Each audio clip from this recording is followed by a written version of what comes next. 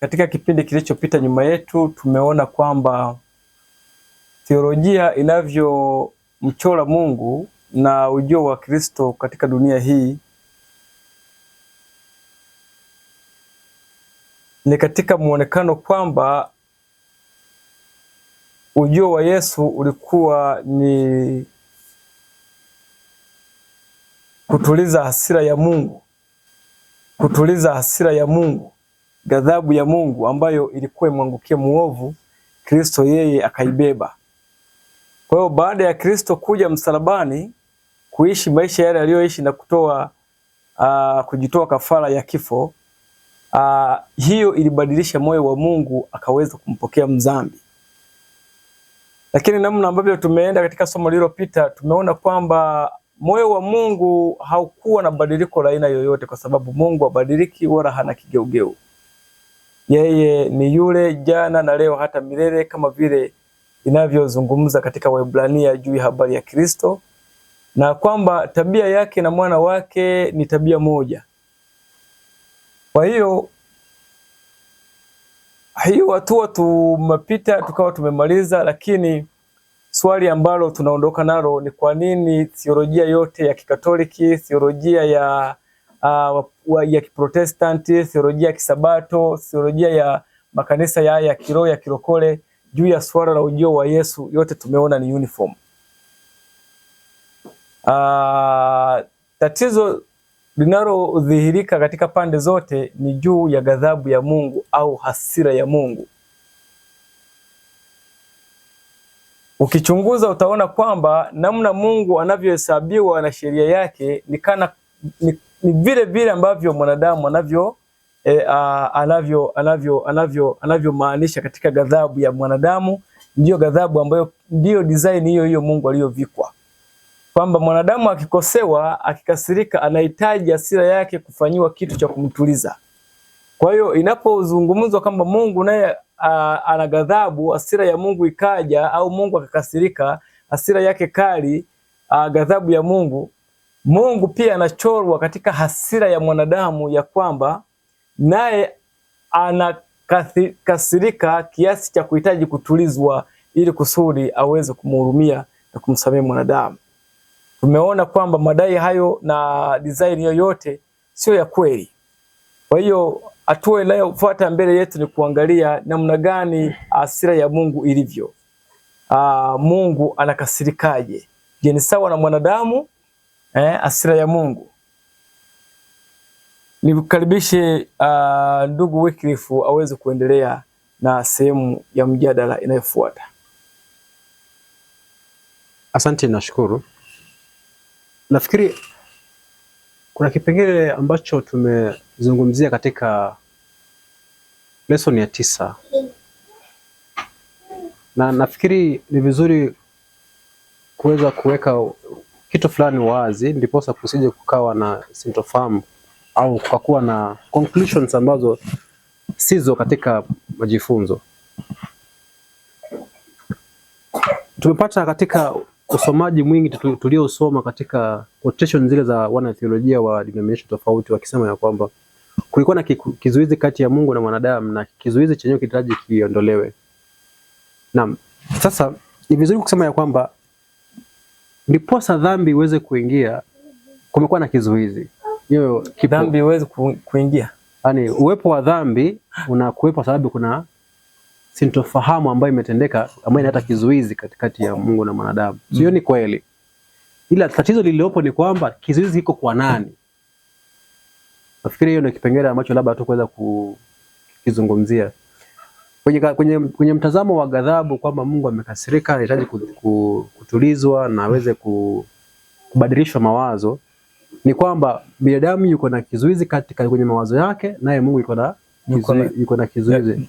Na hii kizuizi ndio inaitwa nini? Hasira.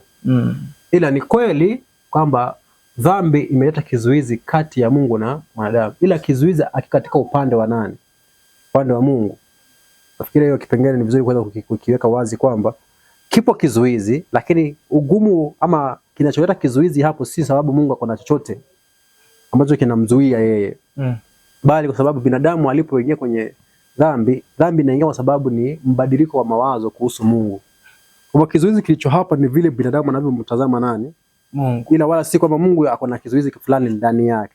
So kizuizi kinachoshughulikiwa katika mpango wa wokovu ni kuondoa sintofahamu katika mawazo ya wanadamu dhidi ya Mungu. Hicho ndio kizuizi.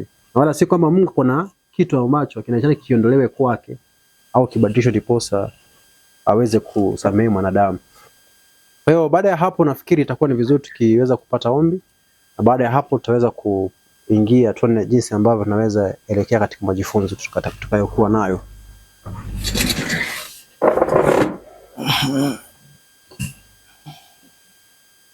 Tuombe. Baba, tunakushukuru kwa maana tupa nafasi ya kuweza kupata nafasi nyingine kuweza kuingia katika majifunzo. Naomba ya kwamba utuongoze katika mwelekeo tutakao kuwa nao katika majifunzo haya. Naomba kwa Kristo aliye Bwana mwombezi wetu. Amen. Amen. Sasa labda kuna mtu ambaye atakuwa ameweza kuingia katika lesoni yetu moja kwa moja bila labda hata kuangalia kile ambacho tumeweza kukifuata katika lesoni ya 9 kama sitakuwa nimekosea. Nikiamini hapo ndio tuweza kufika lesoni hizo ndio lesoni ambazo tumefikia. Kile ambacho tumeangalia ni kwamba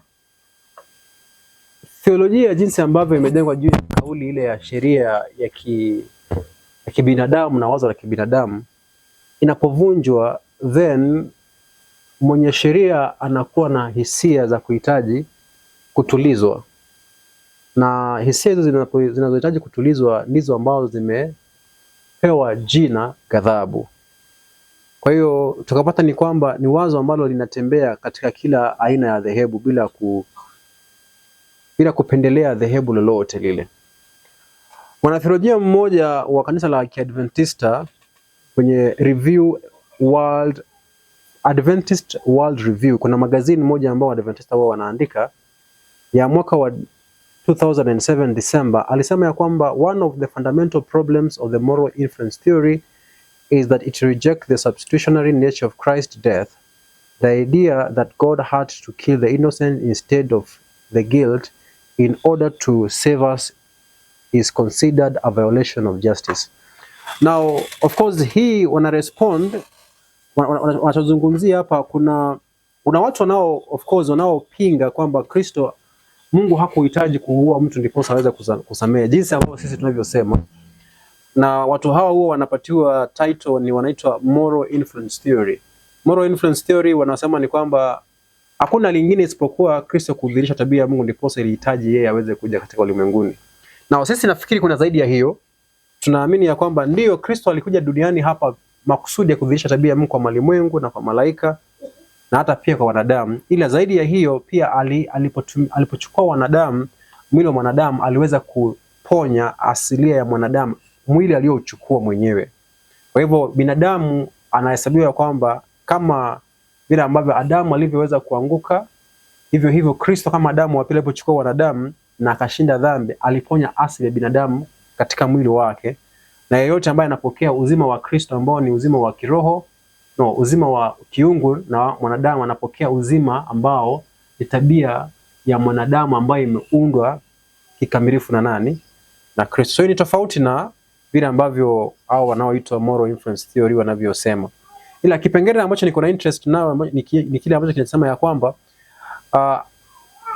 watu wanaopinga wazo la substitution, kwamba Kristo alikufa kwa niaba ya mtu mwingine, wanakaana wakisema ya kwamba wazo hilo kwamba Mungu alihitaji kumuua mtu ambaye hana hatia kwa ajili ya yule aliye na hatia ni kipengele ambacho kinavunja kitu gani? Haki. So jambo hilo aliunga mkono kwamba haiwezekani kawa ni haki kumuua mtu ambaye hana kosa ndipo uweze kufanya nini?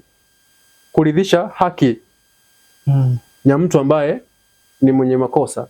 Kwa hivyo hilo lenyewe naweza kuunga mkono, ila wao wanasema ya kwamba hiyo kulingana na wao ndivyo wanavyoona mambo yanavyotendeka, kwamba Mungu alihitaji aue mtu ambaye ni mwenye si mwenye haki, yani innocent. Innocent ni mtu ambaye hana dosari kwa ajili ya yule ambaye amefanya nini?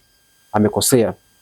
So it doesn't make sense kama kwa mzazi ambaye unampenda mtoto umwadhibu mtoto ambaye hajakosea kwa niaba ya nani?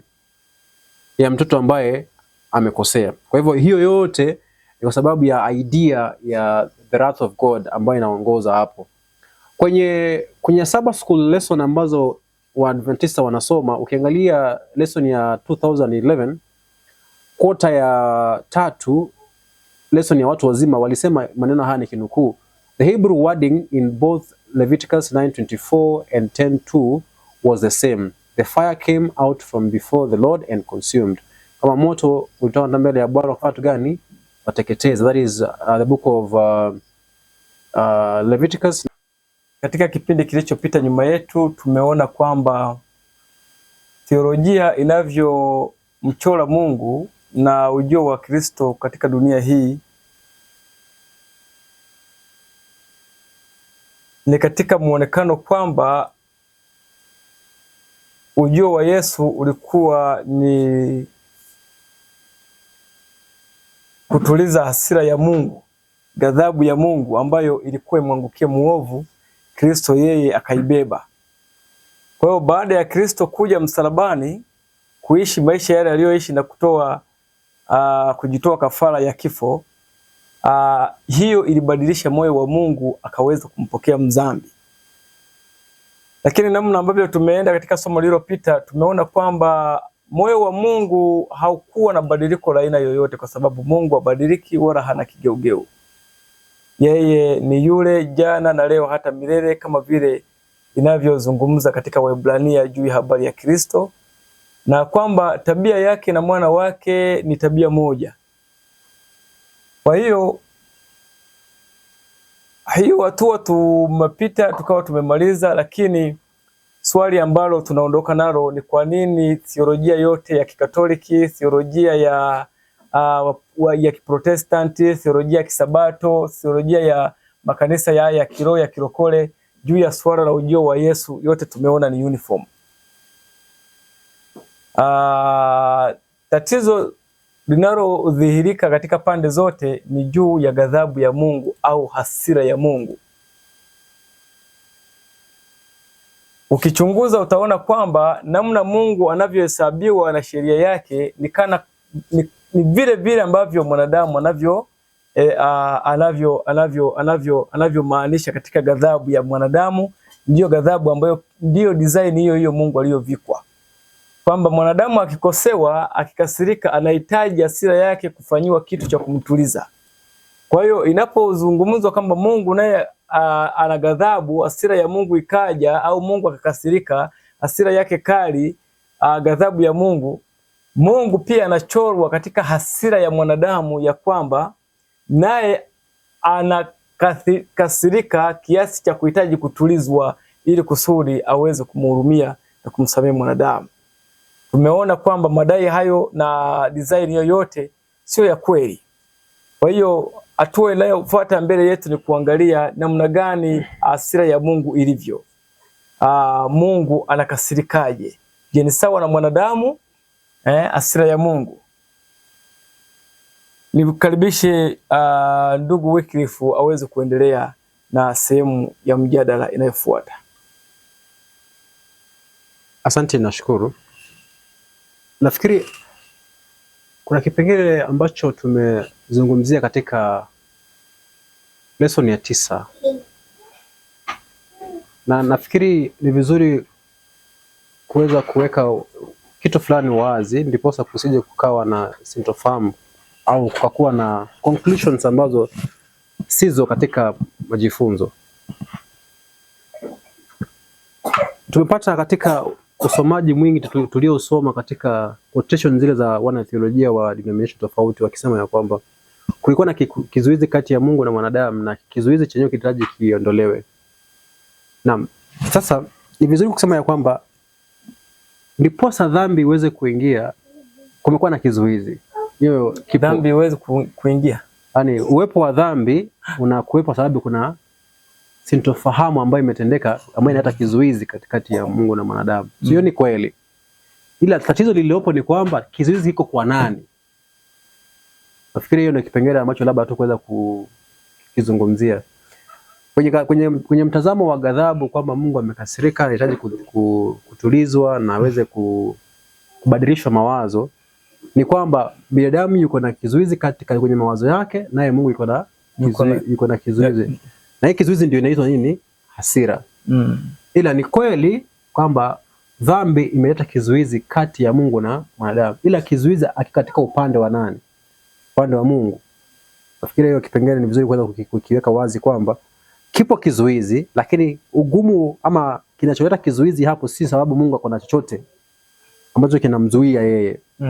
Bali kwa sababu binadamu alipoingia kwenye dhambi inaingia kwa sababu ni mbadiliko wa mawazo kuhusu Mungu. Kwa kizuizi kilicho hapa ni vile binadamu anavyomtazama nani? Mungu. Ila wala si kwamba Mungu akona kizuizi fulani ndani yake. So kizuizi kinachoshughulikiwa katika mpango wa wokovu ni kuondoa sintofahamu katika mawazo ya wanadamu dhidi ya Mungu. Hicho ndio kizuizi. Na wala si kwamba Mungu kuna kitu ambacho kinahitaji kiondolewe kwake au kibadilishwe ndiposa aweze kusamehe mwanadamu. Kwa hiyo baada ya hapo nafikiri itakuwa ni vizuri tukiweza kupata ombi, na baada ya hapo tutaweza kuingia tuone jinsi ambavyo tunaweza elekea katika majifunzo tutakayokuwa nayo.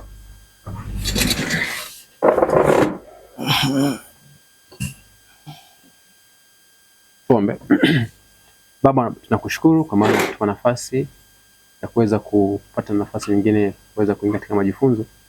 Naomba ya kwamba utuongoze katika mwelekeo tutakaokuwa nao katika majifunzo haya. Naomba kwa Kristo aliye Bwana na mwombezi wetu. Amen. Amen. Sasa labda kuna mtu ambaye atakuwa ameweza kuingia katika lesoni yetu moja kwa moja bila labda hata kuangalia kile ambacho tumeweza kukifuata katika lesoni ya 9 kama sitakuwa nimekosea. Nikiamini hapo ndio tuweza kufika lesoni hizo ndio lesoni ambazo tumefikia. Kile ambacho tumeangalia ni kwamba theolojia jinsi ambavyo imejengwa juu ya kauli ile ya sheria ya kibinadamu na wazo la kibinadamu inapovunjwa, then mwenye sheria anakuwa na hisia za kuhitaji kutulizwa, na hisia hizo zinazohitaji kutulizwa ndizo ambazo zimepewa jina ghadhabu. Kwa hiyo tukapata ni kwamba ni wazo ambalo linatembea katika kila aina ya dhehebu bila kupendelea dhehebu lolote lile. Mwanatheolojia mmoja wa kanisa la Kiadventista kwenye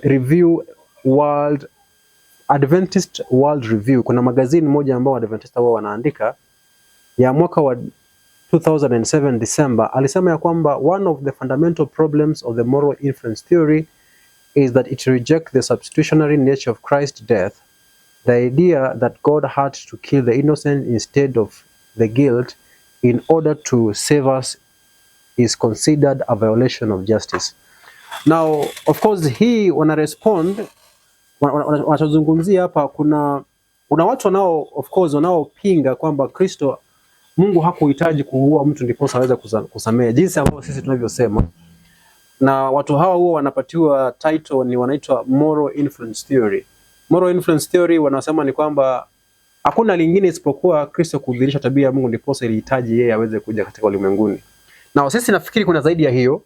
Tunaamini ya kwamba ndiyo Kristo alikuja duniani hapa makusudi ya kudhihirisha tabia ya Mungu kwa malimwengu na kwa malaika na hata pia kwa wanadamu. Ila zaidi ya hiyo pia alipochukua wanadamu, mwili wa mwanadamu, aliweza kuponya asilia ya mwanadamu, mwili aliochukua mwenyewe.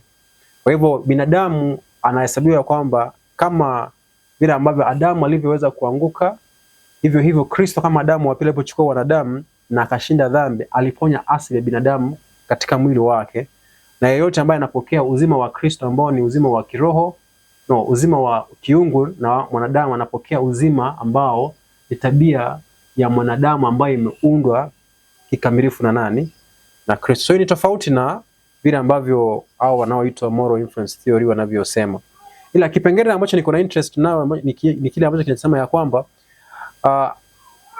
watu wanaopinga wazo la substitution, kwamba Kristo alikufa kwa niaba ya mtu mwingine, wanakaana wakisema ya kwamba wazo hilo kwamba Mungu alihitaji kumua mtu ambaye hana hatia kwa ajili ya yule aliye na hatia ni kipengele ambacho kinavunja kitu gani? Haki. So jambo hilo aliunga mkono kwamba haiwezekani kawa ni haki kumua mtu ambaye hana kosa ndipo uweze kufanya nini?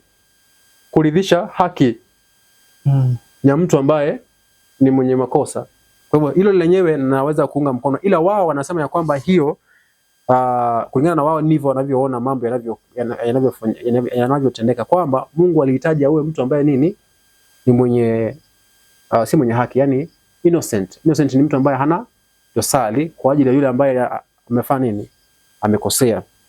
So it doesn't make sense kama kwa mzazi ambaye unampenda mtoto umwadhibu mtoto ambaye hajakosea kwa niaba ya nani? Ya mtoto ambaye amekosea. Kwa hivyo hiyo yote ni kwa sababu ya idea ya the wrath of God ambayo inaongoza hapo.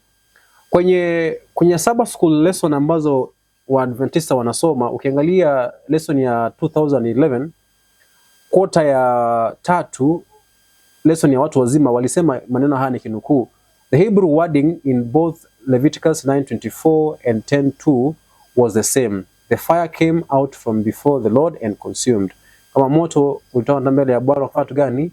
Wateketeza. That is the book of Leviticus 9:24. Consumed what? Moto uliteketeza nini? In the first case the offering. Katika sehemu ya kwanza uliweza kuteketeza kafara. Haya yote tunatumia katika ule mpango wa wokovu, kitabu cha Leviticus, kuzungumzia mambo ya kafara katika hekalu.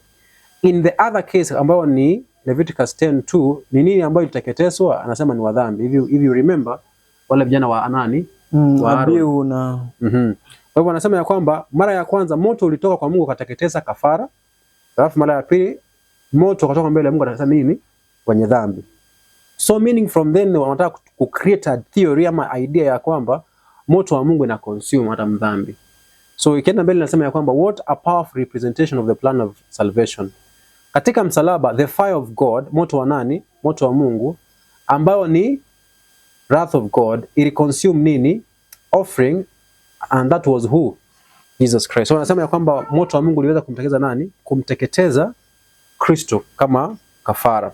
Now of course these ideas ziko misleading, kwa maana of course tunajua kwenye mpango wa hekalu moto ulikuwa unashuka baada ya binadamu kuchukua hatua ya kuua nini? Kuua mnyama. Kwa hivyo hakuwa unashuka moto kuua kiumbe chochote ikiwa hai. Of course kuua kiumbe chochote kilicho hai. In Leviticus 10 unapata ya kwamba moto unaposhuka hapo kuteketeza vijana wa Aaron, ukisoma maandiko unapata ya kwamba waliweza kufa na bado wakabaki na nini? Na mavazi yao. Kwa hivyo moto huu ni moto gani ambao unateketeza mwanadamu lakini bado nguo inabaki? Kwa hivyo hawezi tumia hiyo kusema ya kwamba Mungu aliweza kuua kiumbe yeyote, alafu sema ya kwamba Mungu ndiye aliyemuua nani? Kristo. Hebu nisomee kitabu cha Isaiah. Isaiah ni Isaiah 53. Nasemaje? Nao sema ya kwamba tukamdhania kwamba ameweza kupigwa na kuadhibiwa na Mungu. Isaiah 53 mstari wa 4.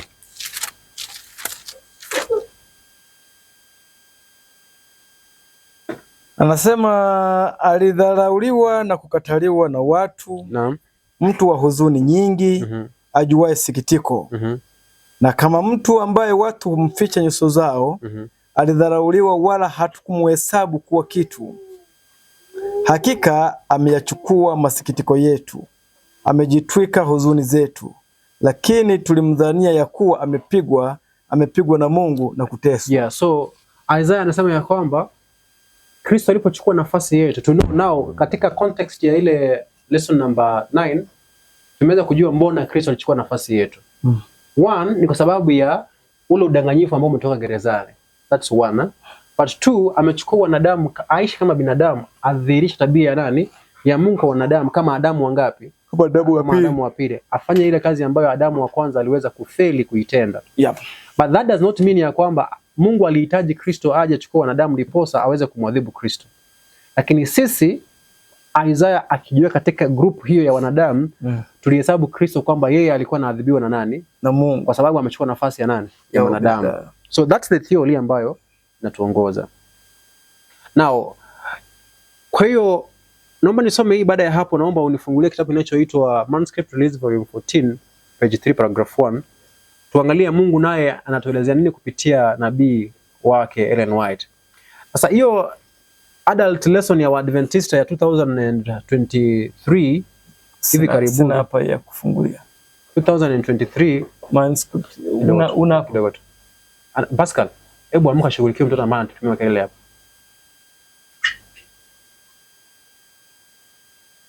Chuna yeye kwanza.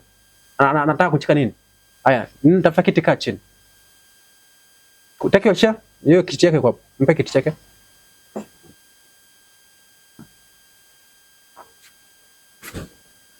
Now, let me not hear again. Kio.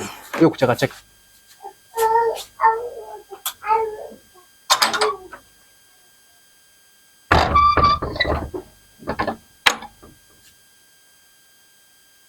Okay. Hiyo manuscript itafute. Come on. Niko nayo kama wewe unanikuwa nataka najua kama unarudi hapa tuendelee. Niweza tu ifungua.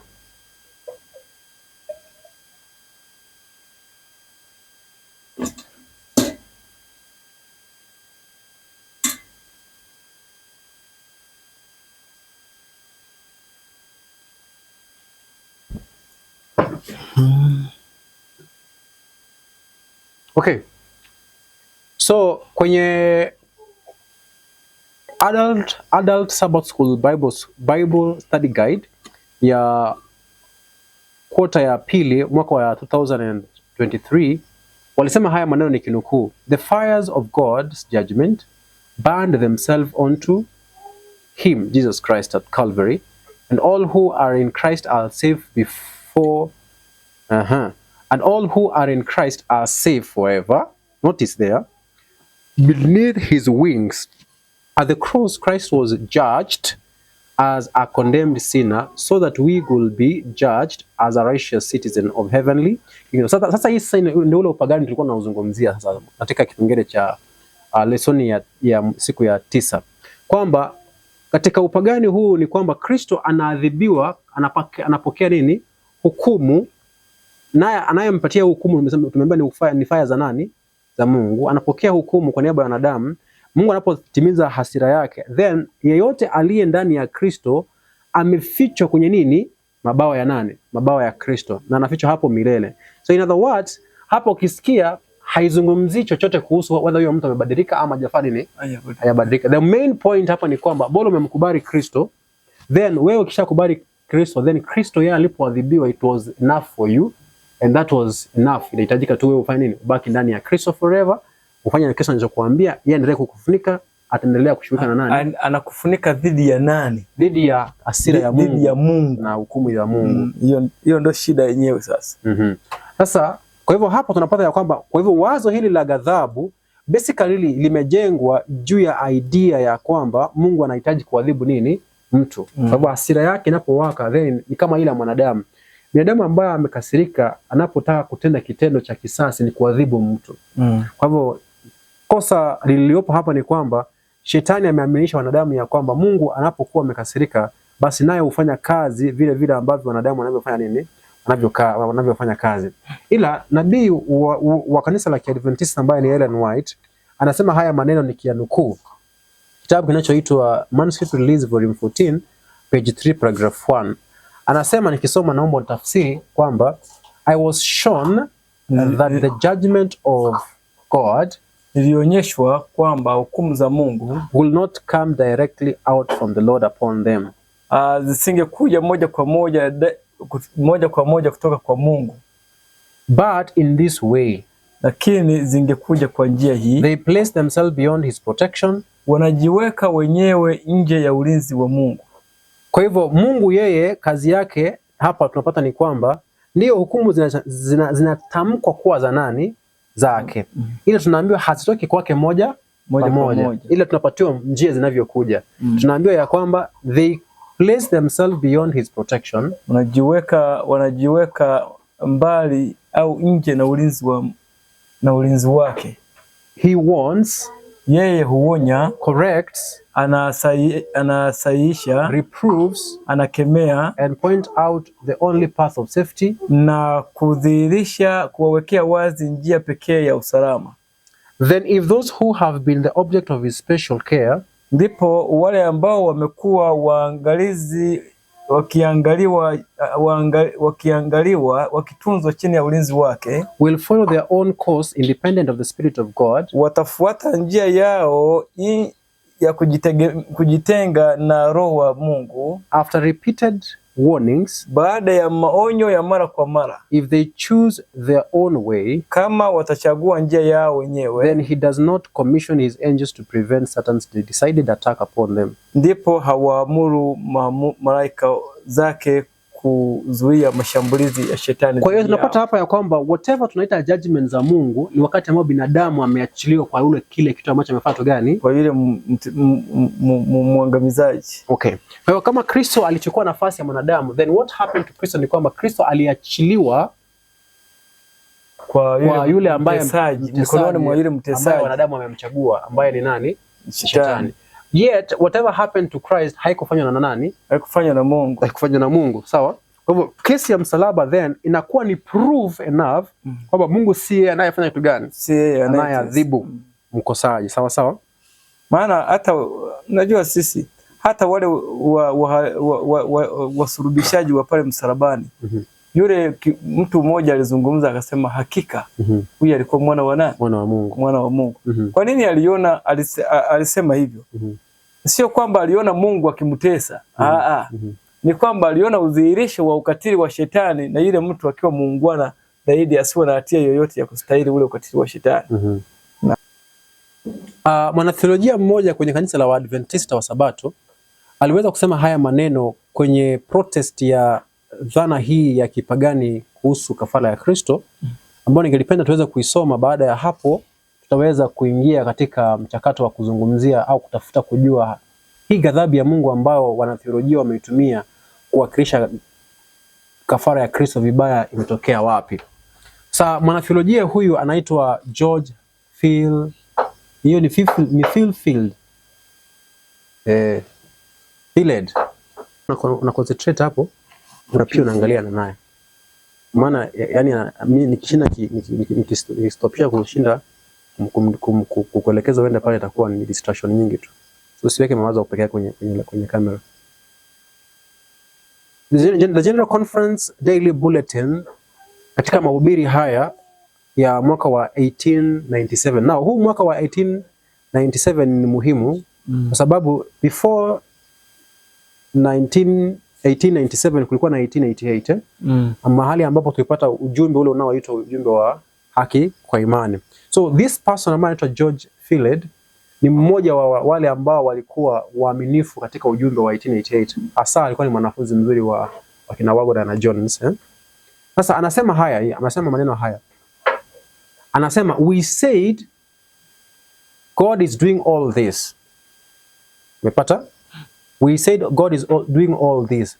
God is killing him, punishing him to satisfy his wrath. Tulisema ya kwamba Mungu anafanya haya yote. Mungu anamuua, Mungu anamwadhibu ndiposa aridhishe nini? Hasira yake. In order to let us do what? To let us off. Mungu alikuwa anaadhibu Kristo, sisi tunasema ili atuachilie sisi. Tuweke sisi huru. That is the pagan conception of sacrifice. Hilo ndilo wazo la nini? La kafara ya kipagani. Ufahamu wa kipagani juu ya kafara. Kwa hiyo hapa anasema we said, anasema haya maneno kwa sababu ananukuu Isaya. Anasema kwamba Isaya anasema we esteem, sisi ndio tuliosema kwamba Kristo anapigwa, anauawa na nani? Anauawa na Mungu. Ndiposa makusudi ya kufanya hayo yote ni kuridhisha kitu gani? Hasira yake. Akasema hiyo ni nini? Ufahamu wa kipagani juu ya kafara. Kwa hivyo ni wanadamu wangapi ambao wamekuwa kipagani before? Nyingi sana. Wote. Kila binadamu amekuwa na wazo hilo tangu nani? Tangu Adam. Na Kain naye pia hivyo akachukua hilo wazo hilo. Kwa hivyo unapata ya kwamba hata sasa tunapokuwa tunadai ya kwamba tumetolewa katika upagani wa Kiafrika na wazungu, bado upagani huo umeletwa katika wazo la kizungu kupitia mfumo wa sheria nini? Ya wanadamu. Naamini ya kwamba mtu anahitaji kulipa fidia. Aliyelipa fidia nani? Ni Yesu Kristo. Sawa sawa? Alafu anaenda mbele anazungumzia what is the Christian idea of what? Sacrifice. Sawa? Now, naomba tuende mbele tukimaliza. Anasema the pagan idea of sacrifice is just the opposite. It is the same God who is always offended. Sasa ndio hiyo hapa kwamba wazo la kipagani kuhusu kafara ni tofauti na Kikristo ambayo ni kwamba it is the same God who is always offended. Ni Mungu yule ambaye daima ndiye anakuwa amekosewa. Always angry, daima akiwa amekasirika. And his wrath must be propitiated in some way. Na ghadhabu yake lazima itulizwe kwa namna moja au nyingine. So we find ya kwamba reason why wapagani walikuwa na wazo ya kwamba Mungu wao anahitaji aweze kuwa anatulizwa kwa sababu walikuwa wanafahamu Mungu wao anafanya nini? Ana hasira. Kwa hivyo Mkristo naye alipokuja baadaye akakuwa na idea of a God ambaye wakadai ni tofauti na wakipagani. Wao hao pia hivyo wako na akili ya kwamba Mungu wao anakasirika na anahitaji nini? Ana hasira, anahitaji kutulizwa hasira. So the foundation ya kafara za kipagani zote imejengwa juu ya ghadhabu za miungu wanaofanya nini? Wanaokasirika. Whether ni hata hapa Kenya, whether wanaendelea saizi ama hawaendelee, kafara nyingi za watu wanaozitona kwa sababu miungu wao wamekasirika. Sasa kama iko hivyo, then naomba tuangalie katika maandiko tujiulize ya kwamba idea hii ya kafara inatoka wapi? Sawa? Haya, ninaomba tuache kusema mambo mengi kwa sababu ya muda. Naomba tuangalie kitabu kinachoitwa, naomba kidogo niangalie. Kitabu cha Warumi 5:9. Kitabu cha Warumi 5:9, naomba nisomee. Jambo nimeacha huko. Na hii.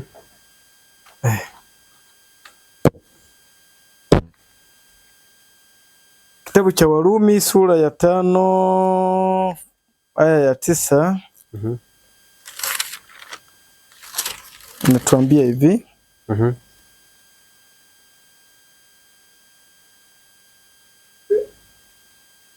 Basi zaidi sana tukiisha kuhesabiwa haki katika damu yake, tutaokolewa na ghadhabu kwa yeye. Na ghadhabu ama kutoka kwa ghadhabu? Tutaokolewa na ghadhabu kwa yeye. Ni hivyo kuokolewa kutoka kwenye ghadhabu. Yes. So we notice ya kwamba tunaambiwa ya kwamba kwa sababu tumehesabiwa haki kwa yeye kupitia damu yake, vivyo hivyo tutaokolewa na ghadhabu kupitia Kristo. So Kristo anapokuja duniani hapa, then tunapata hapa wazo kutoka kitabu cha Warumi 5 ni kwamba alikuja kutuepusha na kutuokoa kutoka kwenye nini? Kwenye ghadhabu. Kutoka kwenye ghadhabu. Now, wewe kama wachana unavyoelewa sasa. Wachana na ukweli unaojua wewe. Ikiwa unaelewa ghadhabu ya Mungu kasirika, the moment tumesikia kwamba tunaokolewa kutoka kwenye ghadhabu, what comes to your mind? Ghadhabu hii ni ghadhabu gani tunayookolewa kutoka kwake? Kwa sababu Mungu ndio tulikosana naye. Na mimi najua wewe tukikosana namna unavyokuaga. Na Mungu naye nilimkosea. Na naelewa Mungu ana ghadhabu kama wewe na mimi.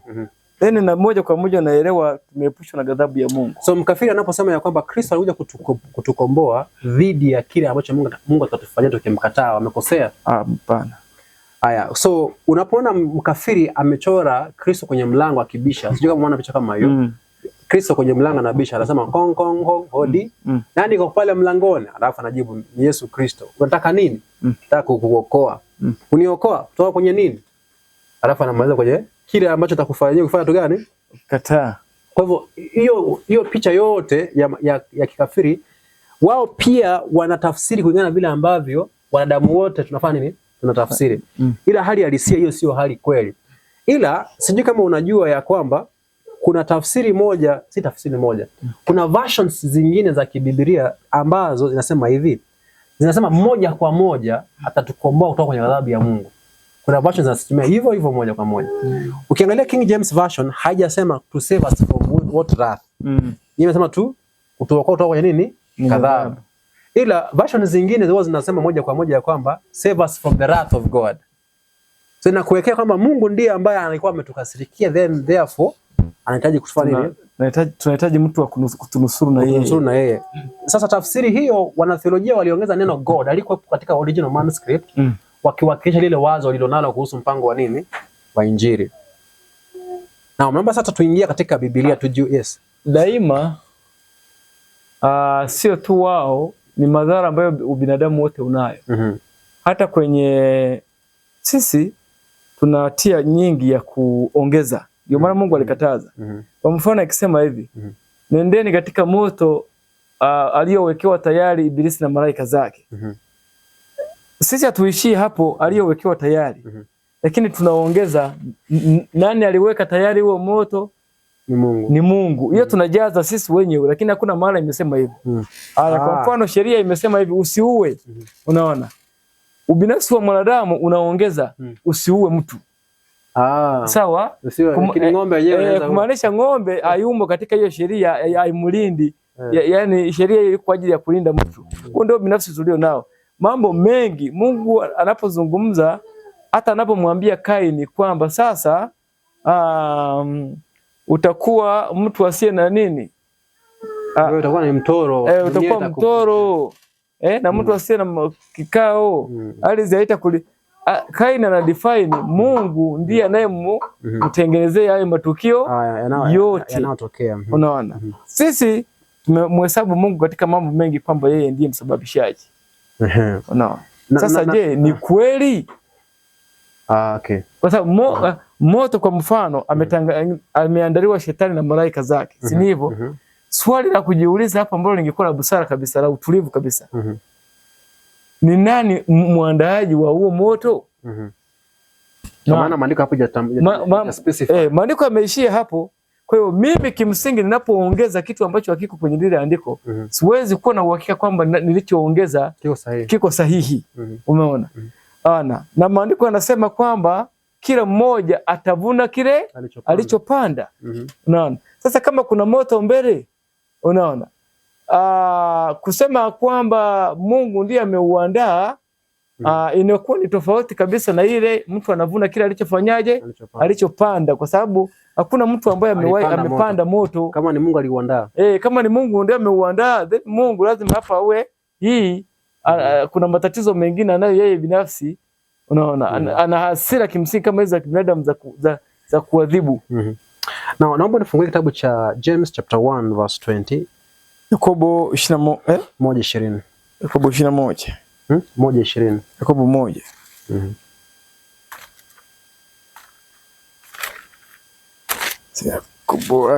Yakobo 1:20.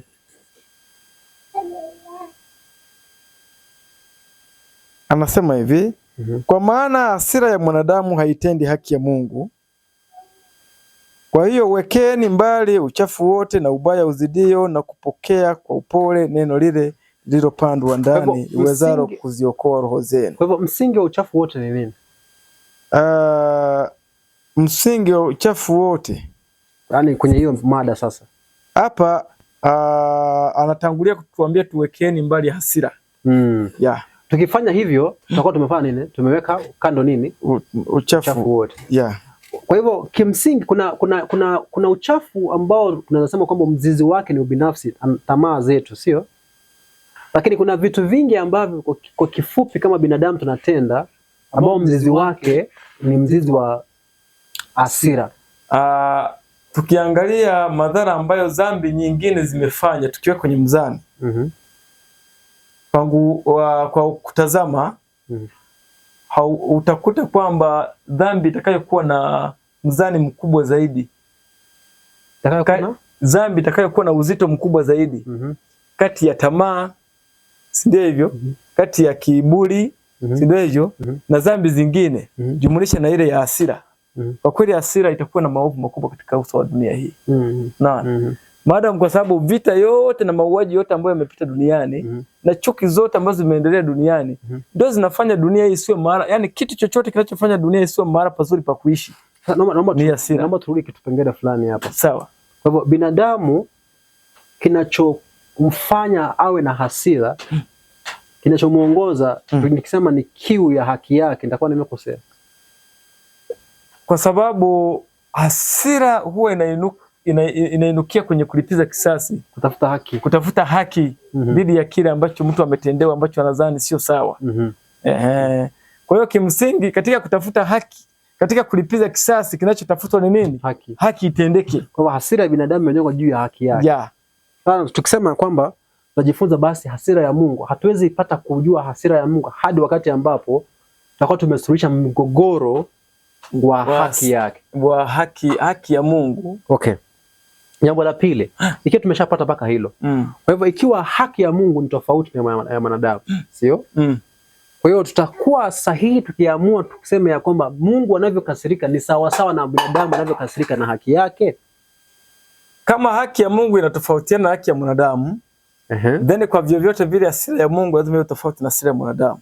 Haya, sawa. Kwa sababu ukiongeza ile fungu tulilosoma, maandiko yanasema hivi, hasira ya mwanadamu haitendi haki ya nani? Ya Mungu. Kwa hiyo kwa vyovyote kama mwanadamu akikasirika anavunja haki ya Mungu. Tunaelewa hapo? Mwanadamu akikasirika anavunja haki ya nani? Ya Mungu. Sasa haiwezekani Mungu naye akikasirika au anavunja haki yake. Maana kama hasira hii ya mwanadamu iko sawa na hasira ya Mungu, then Mungu naye akikasirika anavunja nini? Anavunja haki yake. Sasa ikishatokea hivyo Mungu sio mwenye haki. Hiyo pointi ya kwanza. Tayari Mungu anakuwa amekosa nini? Haki. Lakini pointi namba 2, maandiko yanasema ni katika Mhubiri nafikiri. Kwamba usifanye mwepesi kukasirika. Si ndio hivyo? Maana hasira ukaa kifuani mwa nani? Mjinga. Mwa mpumbavu. Si ndio hivyo? Sasa mpumbavu ni yule ambaye hana Mungu.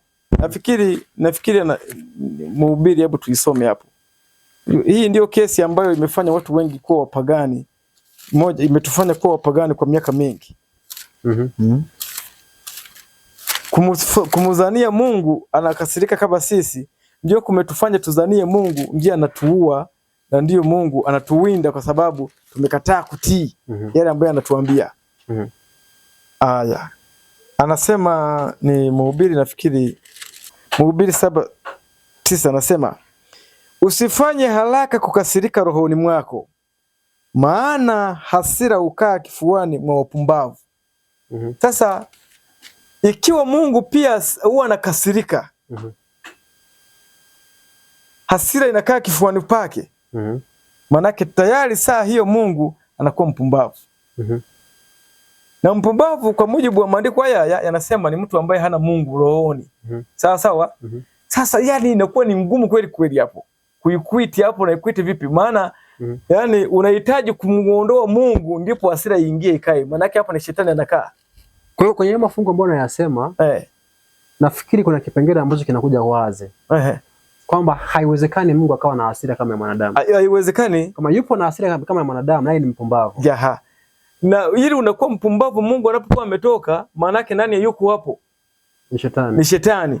Kwa hiyo ni kusema hivi, kama Mungu anakasirika hasira ile ya mwanadamu, njia pekee ya kuipata ile hasira ya mwanadamu ni mpaka shetani akuingie. Si ni hivyo? Sasa je, Mungu huwa anafanyaje yeye kuipata hasira ya shetani bila shetani kumuingia? Unless yeye ndo shetani. Unless sasa yeye mwenyewe ndiye ageuke awe nani? Ageuke awe shetani. Sasa hiyo ni jambo ambalo linahitaji kupima mambo kwenye mzani wake ulio sahihi. Sasa tuongeze Waefeso. Sawa, Waefeso. Tuongeze Waefeso 4:26. Waefeso 4:26. Okay. Sasa tunapofunga hapo, sasa tusemeje? Je, Mungu hana hasira? Je, tuhitimishe kwamba Mungu hana hasira? Mungu akasiriki? Haitatukatalia, anakasirika. Je, hasira hiyo inatoka kwa shetani? Hiyo nayo inatukatalia. Sasa inatoka wapi? Waefeso 4:26. Okay? Muwe na hasira ila msitende dhambi. Jua lisichwe na uchungu wenu bado haujawatoka. Sasa hiyo itawezekanaje? Yani kuwa na hasira usitende dhambi, hii ya kibinadamu. Yani ni jambo ambalo halipo kwanza, aliwezi kutokea. Kwa sababu kitendo tu cha kuwa na hasira, sawa? Yani hujasubiri, haihitaji kusubiri ufike jioni. Ile kuwa tu na hasira tayari umefanya dhambi. Umeelewa hapo? Umeelewa hapo?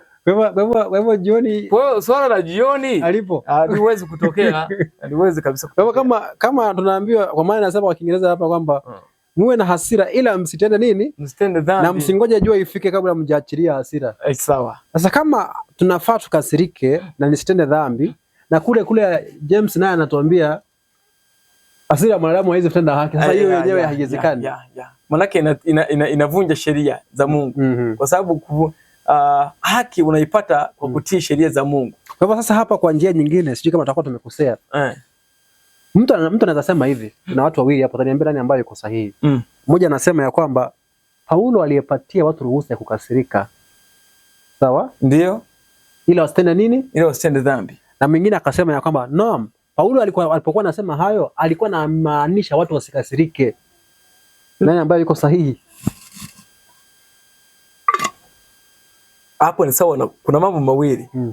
Jambo la kwanza, fungu lile la Mhubiri linasema hivi, msifanye haraka. Ya, umeelewa? Mwingine pia anaweza kusema hivi, Mhubiri hajakataza kukasirika, ila amekataza kukasirika haraka.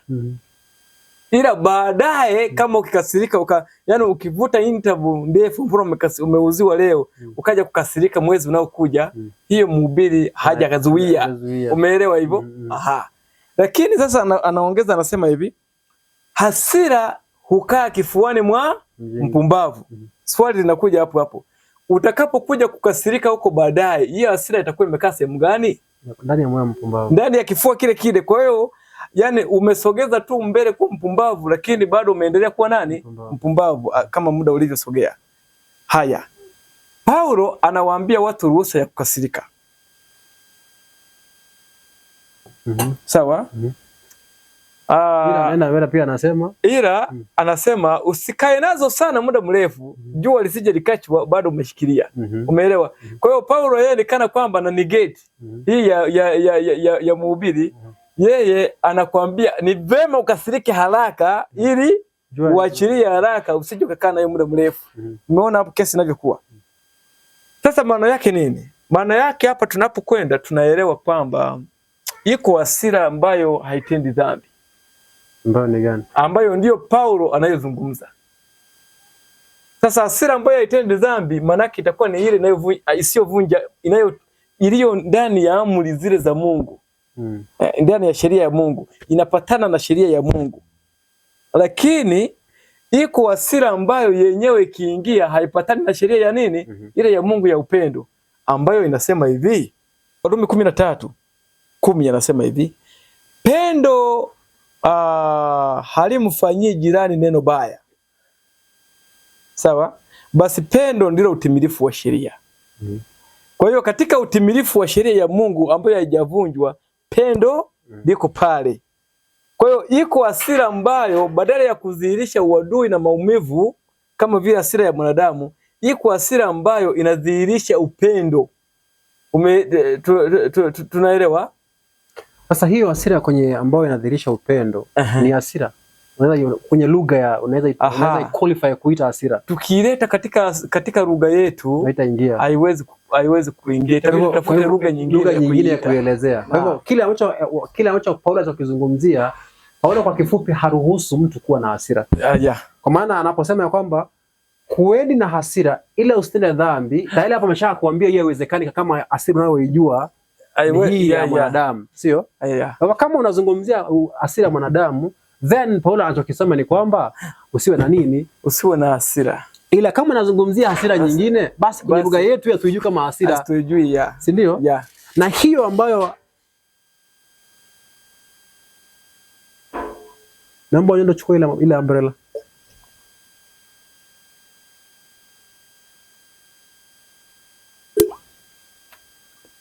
So kwa hivyo katika lugha tunayoifahamu hatuwezi pata kwa urahisi kupata wazo la hasira ambayo haitendi dhambi. Hiyo haiwezekani.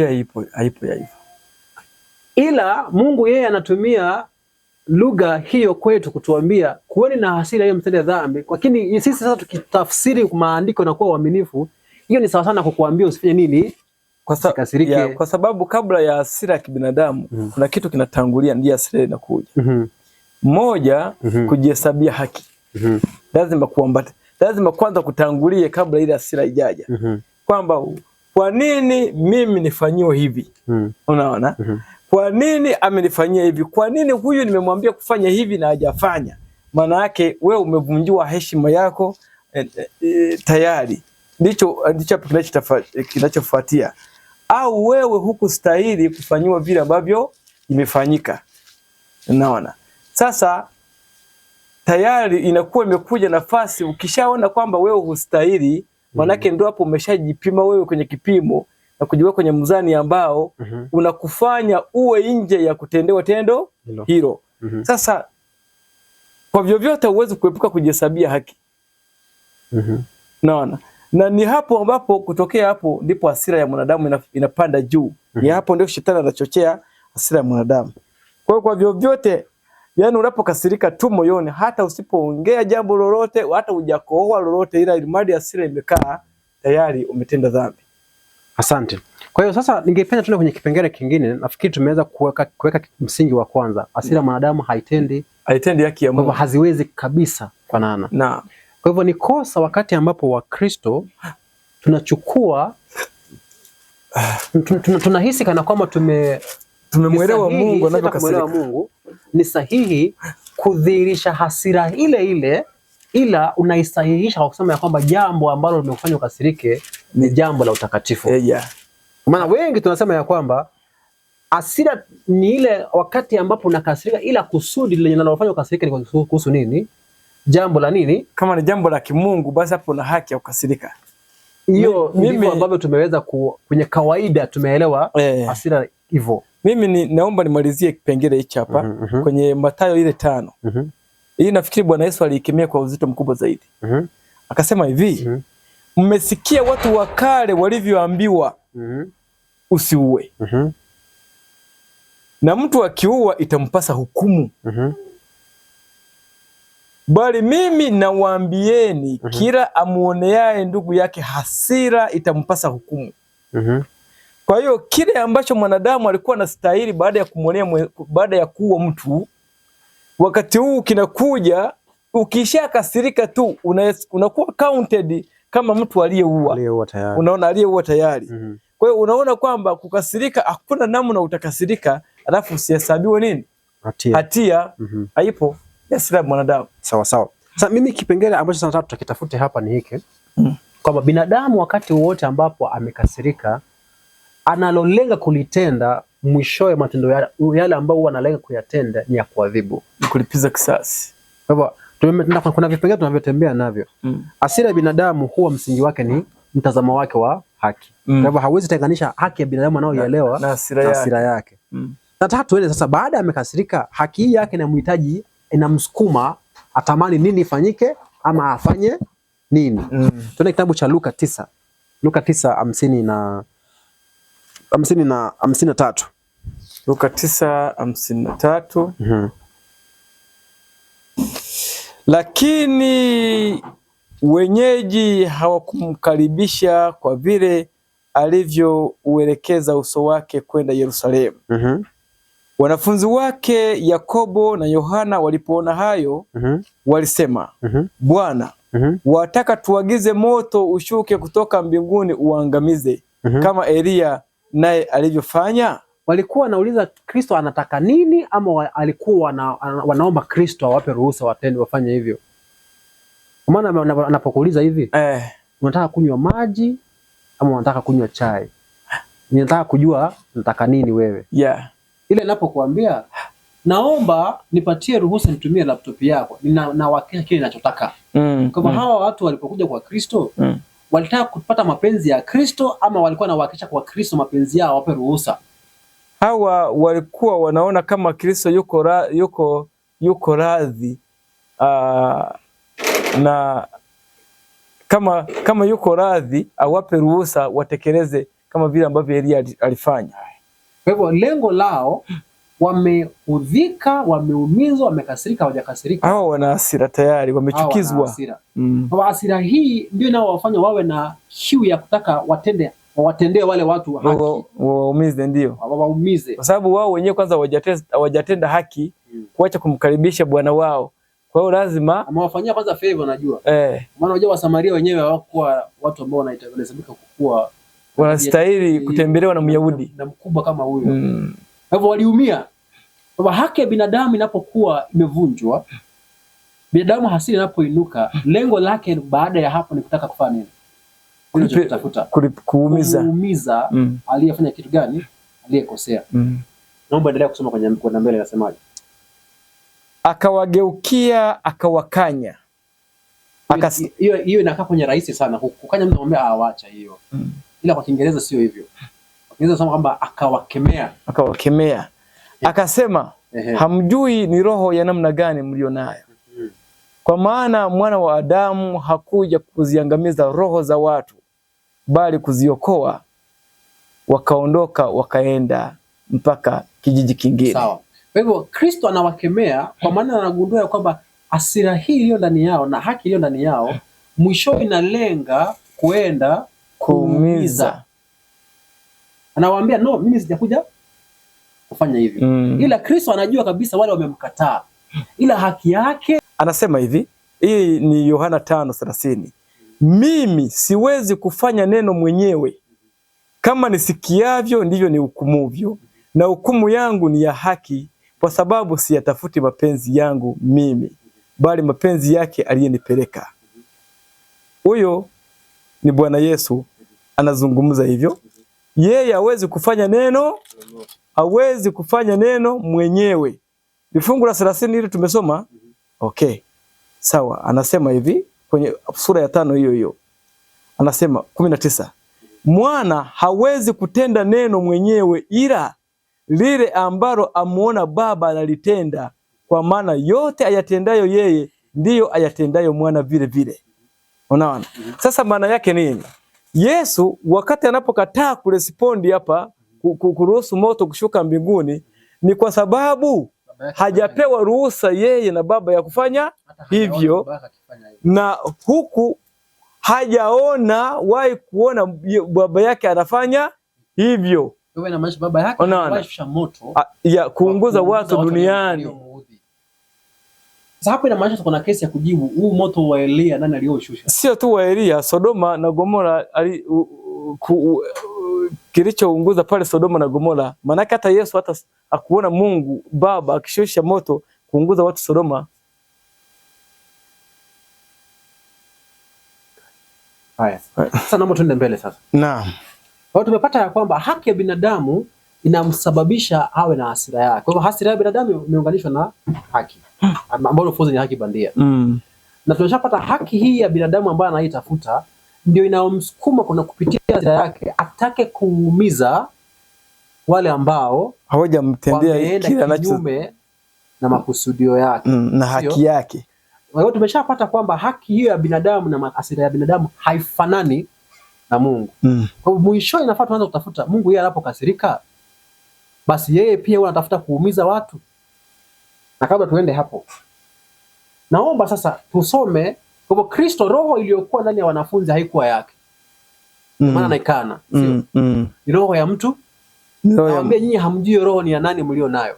Of course anamaanisha kwa kifupi, roho aliyo nayo ilikuwa ya nani? Ya shetani. Kwa maana hakuna watu falme nyingine. Hakuna, Mungu ana roho mbili. Kuna nukuu moja ya Ellen White ya kitabu cha Desire of Ages. Ni nzuri sana. Sio kama unaipata utaisoma. Kiswahili kitabu gani? Cha Desire of Ages. Itakuwa ni nzuri zaidi kisoma kwa Kiswahili. Wakati ambapo sasa nabii ananukuu maneno haya, anayafafanua. Ni ukurasa ule wa 487 paragraph ya 3. Unapoenda pale sababu ya muda, naomba nisome, unatafuta hiyo na mimi nitaendelea kusoma nyingine hapa. Kitabu cha Warumi 12, Warumi 12, naomba nianzie ule mstari wa 17. Recompense to no man evil for evil. Provide things honest in the sight of all men. Msilipishe mtu baya kwa nini? Kwa baya. Bali peaneni, toeni mambo yaliyonyooka kwa macho ya kila mmoja. Ikiwa inawezekana na ikiwa inawezekana katika nafasi zenu, ishini kwa amani na watu wote. Dearly beloved, wapendwa, wale ambao ni wapendwa, avenge not yourselves, but rather give place unto wrath. Ila pisheni nini? Ghadhabu.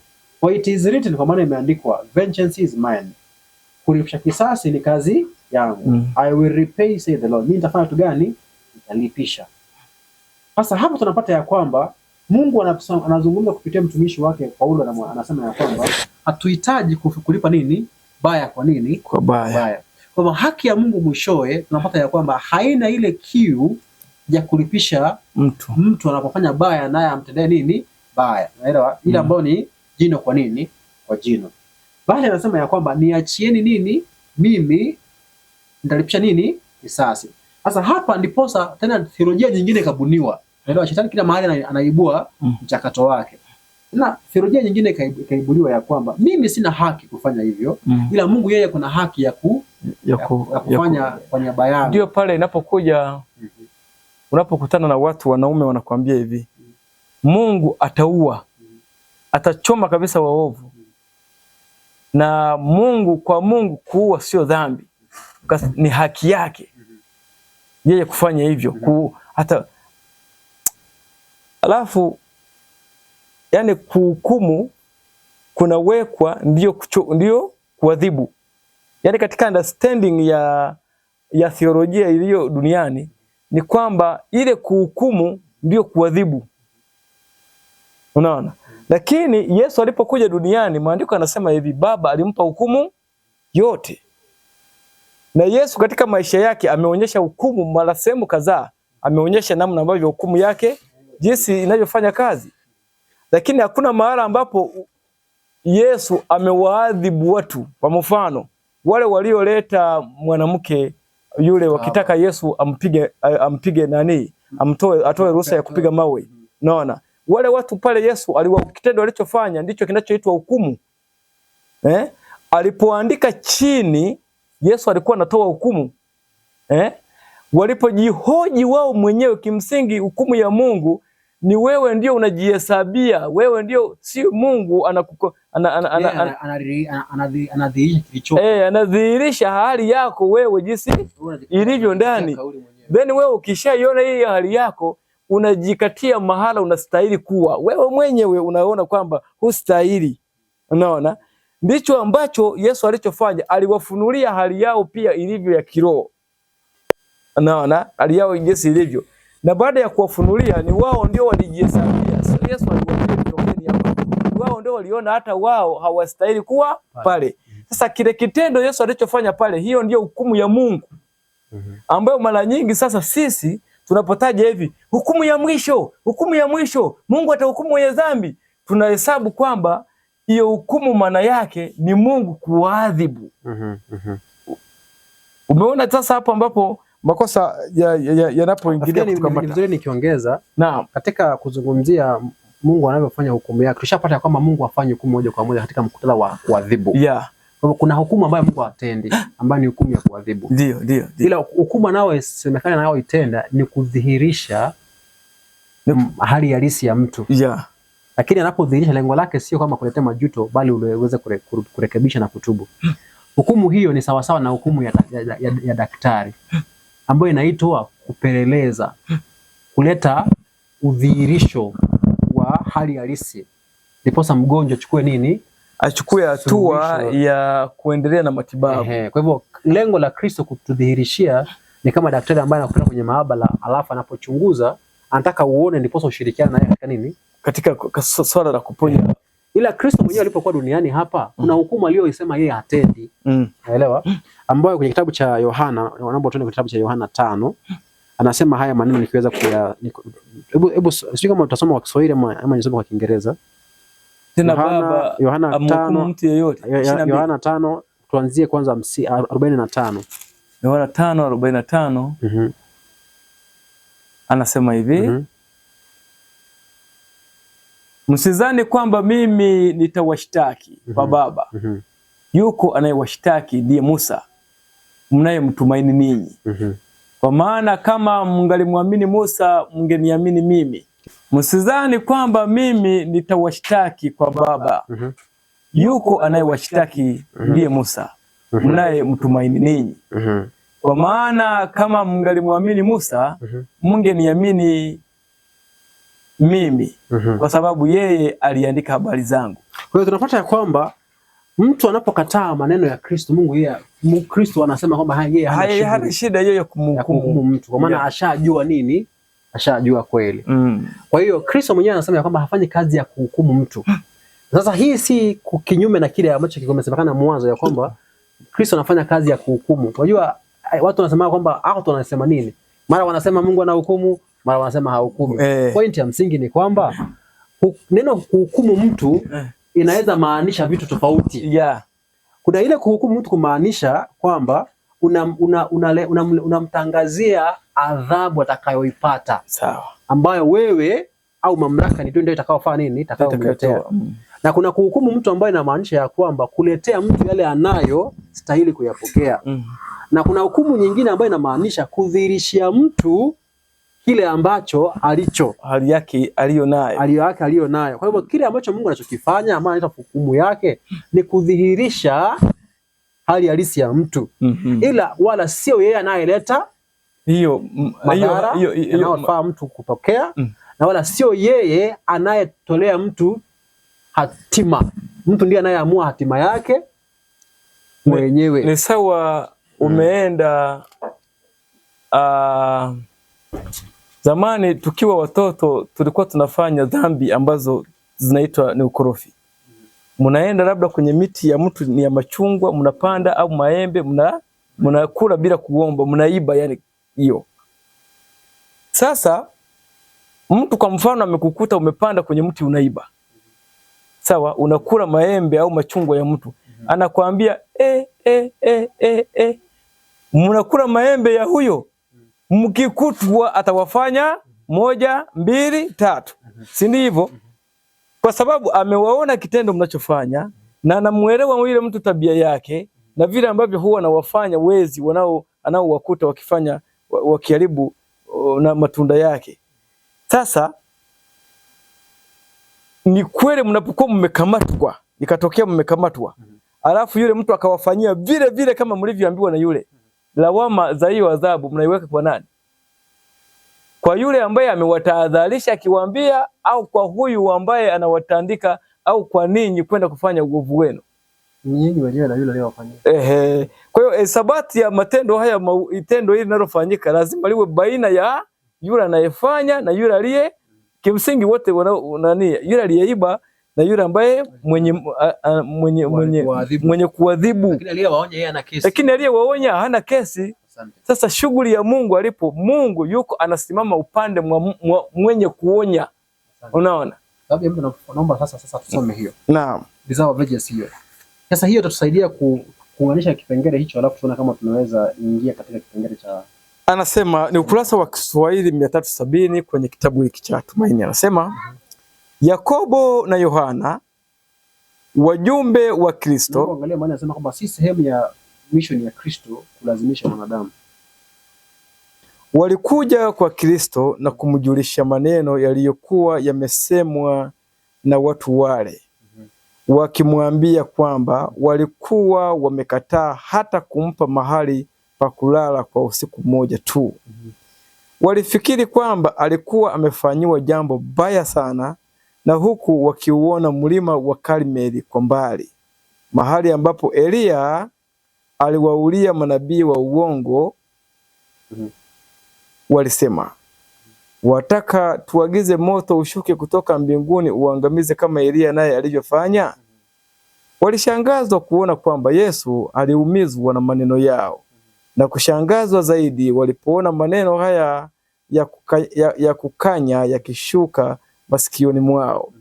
Hamjui ni roho ya namna gani mlionayo, kwa maana mwana wa Adamu hakuja kuziangamiza roho za watu bali kuziokoa. Naye akaenda katika kijiji kingine.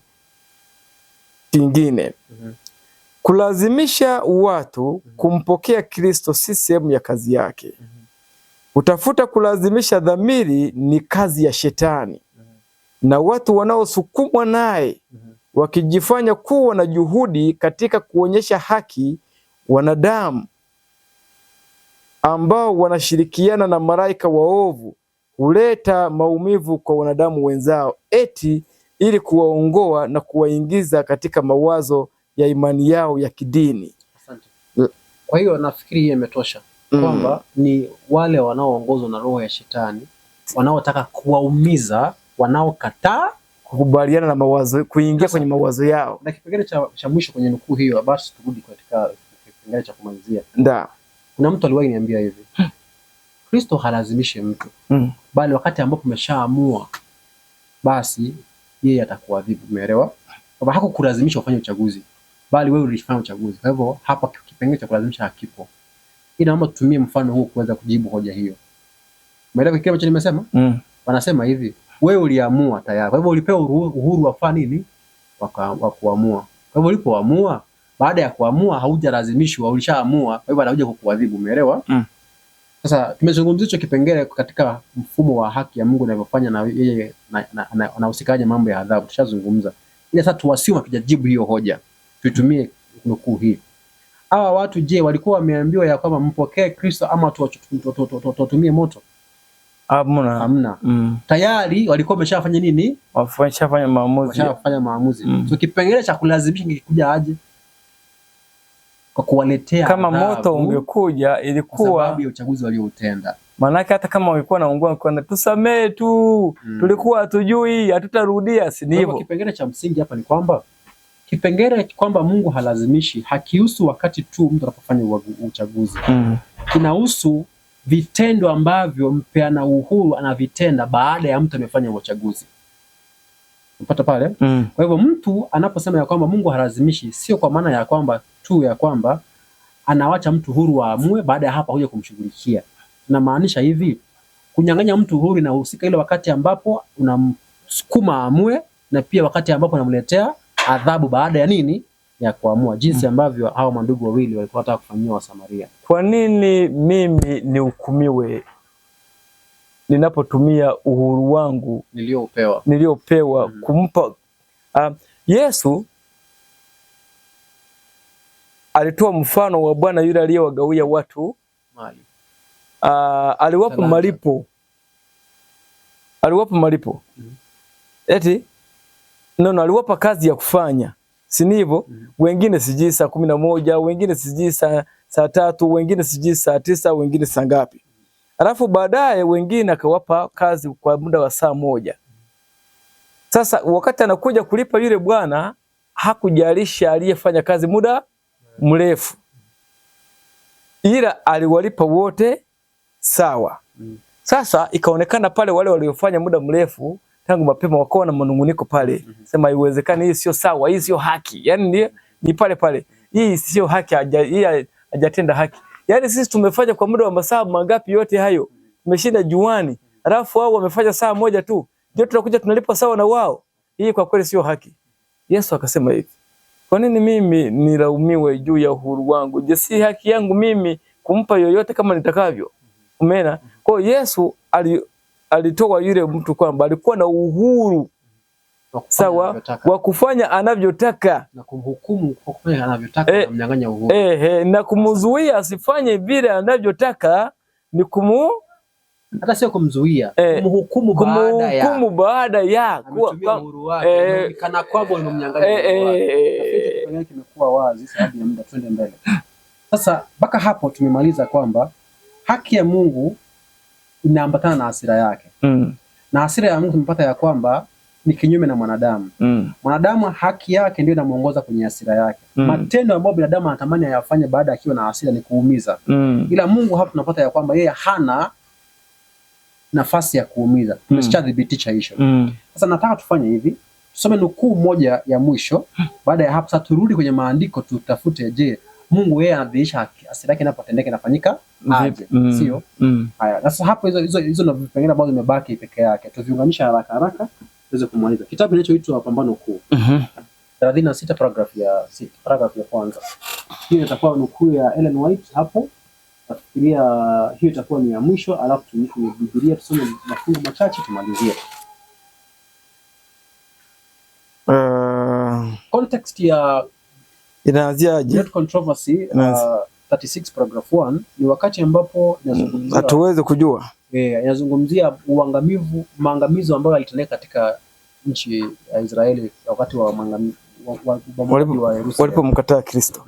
Anasema hatuwezi. Nianzie hapo au Wayahudi walikuwa. Hiyo hatuwezi kujua. Anasema hatuwezi kujua kiasi tunachowiwa na Kristo kwa ajili ya amani na ulinzi tunaofurahia. Ni uwezo wa Mungu uzuiao. Ni uwezo wa Mungu uzuiao ndio unaomzuia mwanadamu kuwa chini ya mamlaka kamili ya Shetani. Kutotii na kukosa shukrani vina sababu kubwa kwa ajili ya shukrani kwa rehema na uvumilivu wa Mungu katika kuzuia ukatili na mamlaka yenye nia mbaya ya muovu. Lakini wakati watu wanapovuka mpaka wa uvumilivu wa Mungu, kwa kile kinachofanyika hapa ni kwanza watu wanavuka mpaka wa uvumilivu wa Mungu. Hiyo haimaanishi Mungu anakosa kuvumilia. Tutapata maana yake baadaye. Kizuizi hicho kinaondolewa. Kinaondolewa aje? Mungu hawezi kusimama mbele ya mkosaji kama mtekelezaji wa hukumu dhidi ya uasi. Hiyo point ya kwanza. Naam. Mungu hawezi kusimama mbele ya mkosaji kama mtekelezaji wa hukumu dhidi ya uasi.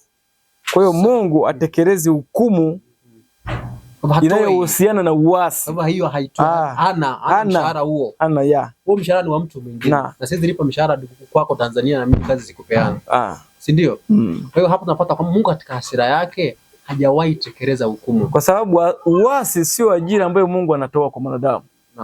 Naam. Sio kipengele cha kwanza. So kama iko hivyo, nafikiria sio kama kuna kitu kizuri kimebaki hapo unapoangalia. Kinaweza kuwapo dhidi ya uasi. Anasema bali huwaacha wakataaji wa rehema zake wao wenyewe wavune kile ambacho walikuwa wamekipanda. Kwa hiyo mavuno ya uasi Mungu hana. Naam. Anasema hivi,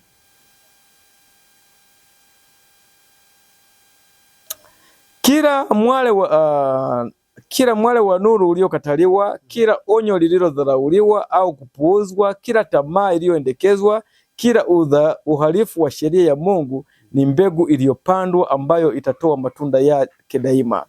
Roho wa Mungu anapopingwa daima, hatimaye anaondolewa kutoka kwa mwenye dhambi, na kisha hapo hakuachwi nguvu yoyote ya kudhibiti tamaa mbaya ya roho, na panakuwa hakuna ulinzi wowote dhidi ya uovu na uadui wa Shetani. Kwa hivyo kwa kifupi sasa kipengele hapo ni kwamba Mungu sio yeye anayeondoa ulinzi, bali sisi ndio tunaokataa ulinzi ambao kupitia Roho Mtakatifu. Na Mungu hana hukumu, hana utekelezaji utekelezaji wa hukumu ya waovu. Hiyo sio kazi yake.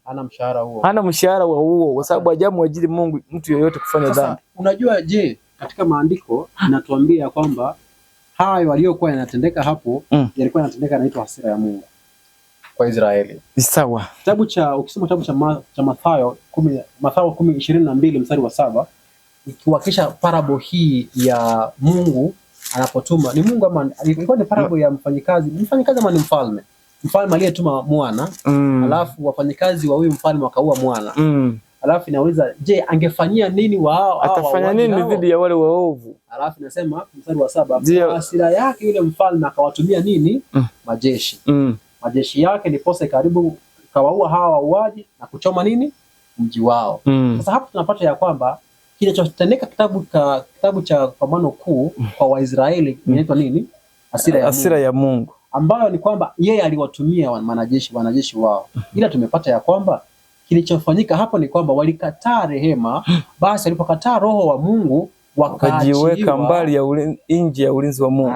Kwa hiyo roho wa Mungu anapotuzungumzia hapa kupitia maandiko haya anamaanisha hivi kwamba hasira ya Mungu ni wakati ambapo binadamu ameachwa kwa kile ambacho amekuwa akichagua, na Mungu anaheshimu uchaguzi ambao ameufanywa kukataa roho wake mtakatifu.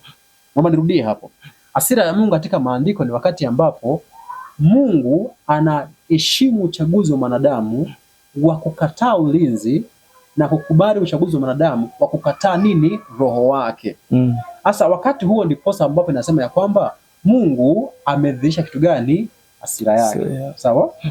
Naomba sasa tuweze kupanua pattern hiyo kupitia mafungu kama matatu hivi. Tuende kitabu cha kwanza kabisa, kitabu cha Kumbukumbu la Torati. Naomba ufungue hapo kwa sababu ya muda.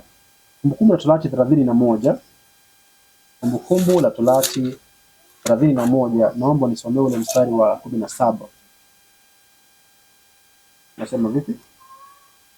Ndipo hasira yangu itakapowaka juu yao siku hiyo, nami nitawaficha uso wangu. Kipengele hapa ambacho tunachotafuta ni kwamba Mungu anapokasirika huwa anafanya nini katika hasira yake?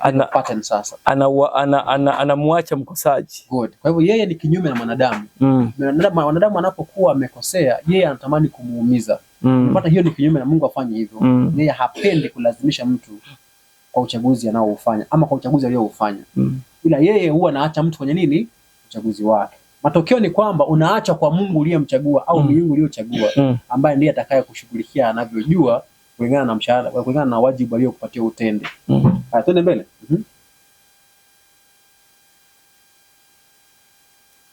Nami nitawaficha uso wangu. Nao wataliwa, tena watajiriwa na mambo maovu mengi na mashaka, hata waseme siku hiyo, je, kujiriwa kwetu na maovu haya si kwa sababu Mungu wetu hayumo kati yetu? Asante. Kwa hivyo pattern hii inakuwa wazi ya kwamba Mungu katika haki yake ambayo hailazimishi, ni haki ya uhuru kulingana na sheria ya uhuru, inapokuwa inadhihirika katika hasira, yeye ni kuheshimu uchaguzi wa mwanadamu kwa kumwachilia kwa kila alichokichagua, ya kutoendelea kumlazimisha kufanya anavyopenda Mungu. Mungu halazimishi mtu afanye anavyopenda mwenyewe. Hiyo ndio inayoitwa nini? Ghadhabu yake. Paulo akinukuu haya anayaweka katika picha nyingine. Kitabu cha Warumi 1, naomba uanzie ule mstari kuanzia ni 10:21. Warumi 1:21. Nasema vipi? Nafikia baada ya hapo tutakuwa nimepakisha kipengele kimoja, basi tufungie kipengele cha hasira ya Mungu hapo. Warumi 1, si Warumi 11, Warumi 1. Warumi 1:21. Anasema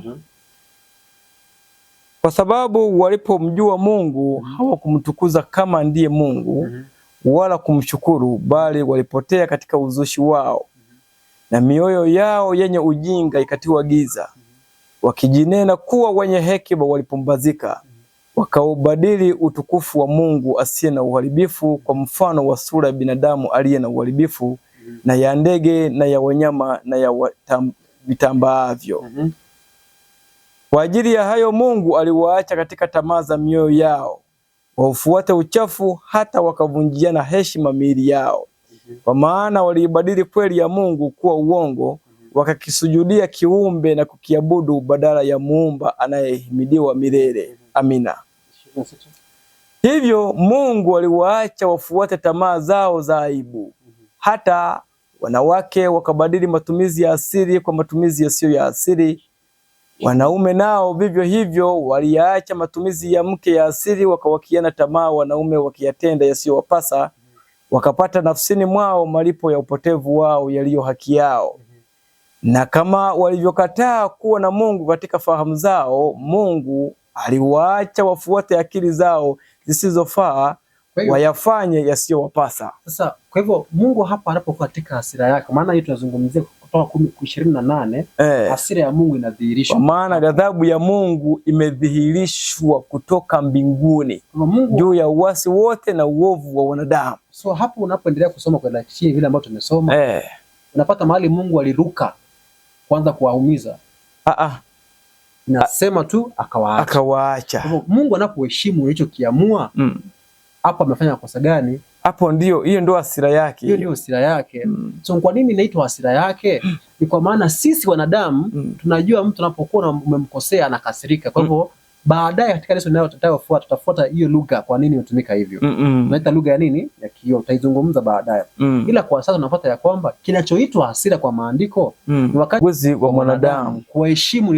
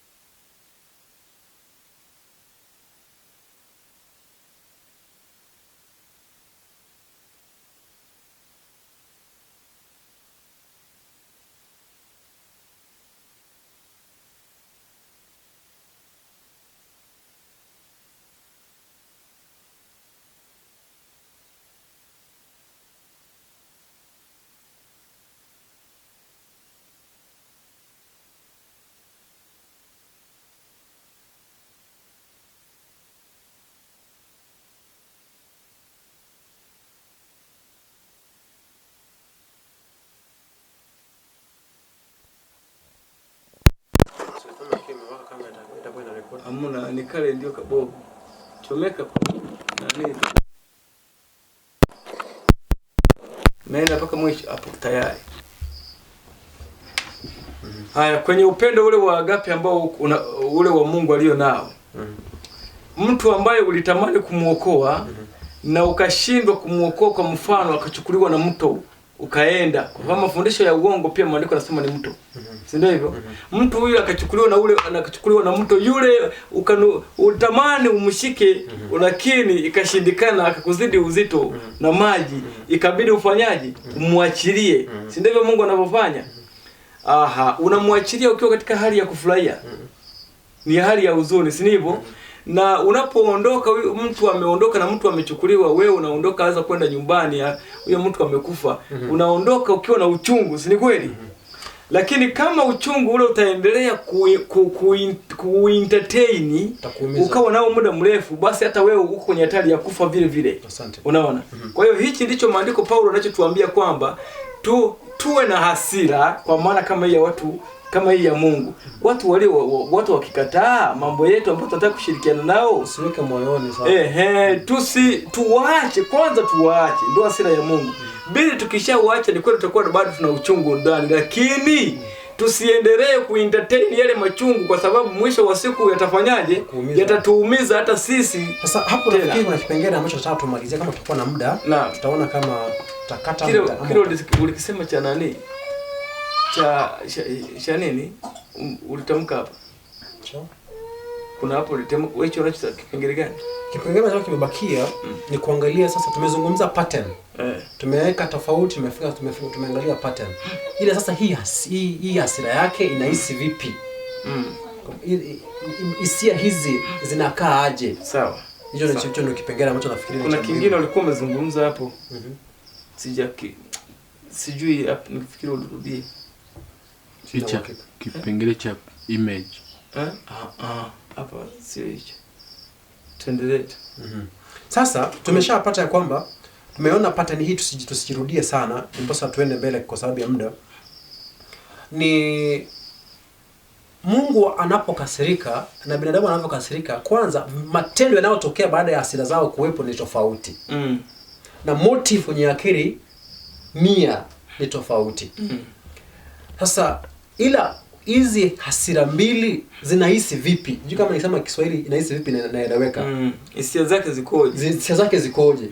Unaelewa? Kwa mfano, huo mfano ambao umeutumia, mtu anapokuwa anapotea ameenda na maji kule, anapoendelea kuenda, wewe unapotoka pale, zile hisia zitakazokuwa nazo itakuwa hasira. Haitakuwa hasira. Ni maumivu. So haya maumivu ndio tunayoita nini? Hasira in this context. Je, kwa maandiko tunaweza pata ushahidi ya kwamba maumivu ambayo Mungu anayapata wakati ambapo ameacha mtu kufuata njia zake, hayo maumivu ndio hasira? Sasa ndio kipengele ambacho nataka tumalizie. Cha kuanzia ni Hosea. Twende mbio mbio kwenye kitabu cha Hosea 11 ule mstari wa 7 hadi mstari wa 8. Actually hadi mstari wa 9. Hosea 7 hadi 9 pale. 7 hadi 9.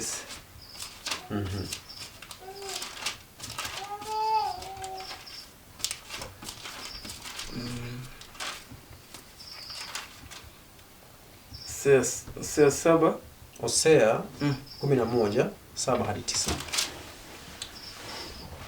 Anasema hivi, na watu wangu wamejipinda kuniacha, ingawa wawaita kwenda kwake aliye juu. Kwa hivyo kipengele hapo tunapata kwamba sasa hivi ndivyo asili inavyoanza. Mwanadamu anaingia katika nini? Hali ya kumwacha Mungu. Uasi, Mungu kwanza au kuachili, anapambana, sio? Anarejea kupambana, sio? Kwa hivyo mwanadamu ndiye anayeanzisha mchakato wa hasira. Anachagua uasi. Naye Mungu anafanya nini baada ya hapo? Anaitikia shindikana. Ingawa wawaita kwenda kwake aliye juu, hapana hata mmoja atakaye mtukuza. Kwa hivyo kwanza unaingia kwenye uasi, Mungu anakuacha ama anarudia na kutafuta? Anaendelea kutafuta watu kutafuta. Ila baada anasema anaendelea kufanya nini? kuendelea kutafuta mambo yao, hawatafuti utukufu wa Mungu.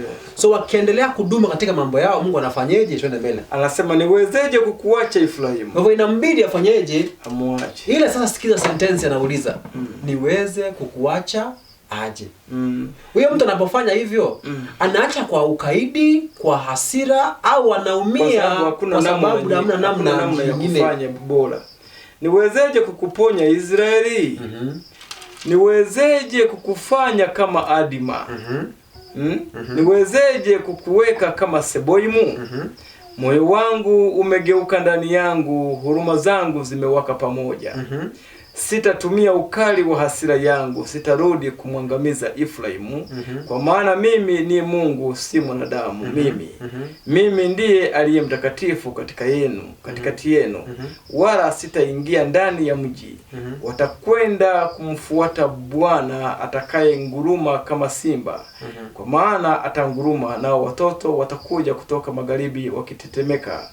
Watakuja wakitetemeka kama shomoro toka Misri, na kama hua toka nchi ya Ashuru. Nami nitawakalisha katika nyumba zao, asema Bwana. Mstari wa 9. Umeshavuka hapo. Sana. Niko nafika 9 niambie umemaliza pale. Sitatumia ukali wa hasira yangu. Sitarudi kumwangamiza Efraimu. Hicho ambacho anasema kama sitatumia ukali wa hasira yangu, ndio ambaye anasema kama niweze kukuacha. Sasa hiyo tumeshazungumzia. Kwa hivyo hasira ya Mungu ni kuacha mtu, ila hizo hisia unavyozisikia anavyozungumza sio hasira kwenye lugha ya hasira, bali kama ingewezekana kubadilisha hilo neno ingeitwa nini? Huruma. Ni uchungu. Sawa? Ule uchungu wa hasira ndio wasio hasira, ule uchungu wa maumivu anaoona mtu anapoenda kupotea ndio ambao maandiko yatumia neno nini? Hasira. Ila sasa kwa nini iwe hivyo?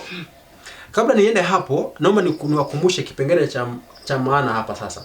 Kristo alipokuja duniani hapa, je, alidhihirisha hisia hizo na matendo hayo? Ndio. Tunayaona wapi? Kitabu cha mwanzo kabisa ni cha Mathayo 23 hadi 37-38. Analia. Anasema oh Yerusalem, oh Yerusalem. Kauli ile ni maumivu, sio? Anasema nimetafuta kufanya nini? Kukusanya. Nimejaribu kukusanya. Mara ngapi nimejaribu kukusanya kama mtoto? Hiyo ndio hasira ya Mungu sasa. Alafu anasema baadaye akimaliza, tazama nyumba yenu imeachwa nini? Imeacha hali ya ukiwa. Hayo matamshi yanapotoka kwenye mdomo wake anadhihirisha hasira kwenye lugha ya Biblia. Ila hiyo hasira ya Mungu, hicho kitendo anachokitenda ndio hasira. Hizo hisia ndio hasira, ila kwetu kwenye lugha yetu tunavyoelewa haiwezi qualify mwenye hali kama hiyo. Hatumuiti mwenye hasira, tunamuita mwenye huzuni. Kwa hivyo huzuni ya Mungu kwa maandiko ndio nini? Ndio hasira ya Mungu. Ndio hasira ya Mungu. Ila mbona imeandikwa hasira sasa? Hiyo ni kipengele cha lesoni ya 11, sema ni 11 ama lesoni ya 10. Sawa. Kioo. Ulikuwa umesema kipengele cha kioo. Nikataa kusema kioo tusiingize hapa. Ukiwekee nafasi ya kujitegemea. Ukiangalia Luka 19 41, Luka utaunganisha na hiyo ambayo nataka kusoma. Kristo alipokaribia mji, sasa usisome. Mimi nataka tu tuunganishe, utasoma kama unataka kusoma hiyo nyingine utaisoma. Kristo anapokaribia mji Yerusalem, analia. Alipouona mji wa Yerusalemu, aliulilia. Kwa hivyo huo kuulilia huo mji si tofauti na ile ya Mathayo, ni moja. Aliulilia akisema oh Yerusalem, oh Yerusalem. Ni mara ngapi? Alisema right, kama ungelijua yale yapasayo amani, lakini yamefichika mbele ya macho yako siyaone. Tazama watakuzingira wewe na nyumba yako na watoto wako, wasikuachie hata jiwe moja juu ya jiwe, si hivyo? Kwa hiyo Yesu akiwa amesimama mbali kwenye lango kwenye mji, yani kwenye viunga vya Yerusalemu anapoiangalia, Yesu anaulilia Yerusalemu. Analilia nini? Msiba wa Yesu kimsingi anaona majeshi ya Kirumi yakiwa yamezunguka. Kwanza hajililii kwa sababu amekataliwa. Self pity. Vile msichana ambaye ameacha anaanza kulia, oh mbona umeniacha? Sio hiyo. Kwa sababu kama ni hivyo, ni ubinafsi tena. Yani ni tamaa ya kiburi chake, sifa amenyimwa zile ambazo alikuwa anategemea. Ukiona hivyo kwenye mfano huu ambao Yesu ametumia, mimi waga naupenda sana. Na mara nyingi nimeangalia kuku mama anapoteseka, vifaranga wanapochukuliwa. Na Yesu ametumia mfano ule perfect kabisa kutuunganisha akili zetu na akili yake na akili ya mama kuku. Walau mama kuku atusaidie kuelewa uchungu ambao Kristo alikuwa anaupata kwa Yerusalemu. Anasema hivi, Yerusalemu, Yerusalemu, uwauae manabii na kuwapiga kwa mawe wale waliotumwa kwako. Ni mara ngapi nimetaka kuwakusanya pamoja watoto wako, kama vile kuku avikusanyavyo pamoja vifaranga vyake chini ya mbawa yake, lakini hamkutaka.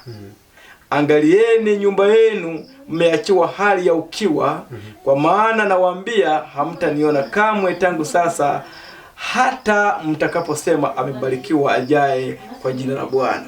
Asante. Kwa hiyo tushamaliza hapo kwamba hisia hizo ni hisia za nini? Ni hisia za uchungu. Uchungu. Sasa naomba mtu anayeenda kusikiza kipengele hiki aende atafute neno hasira kwenye Kiebrania.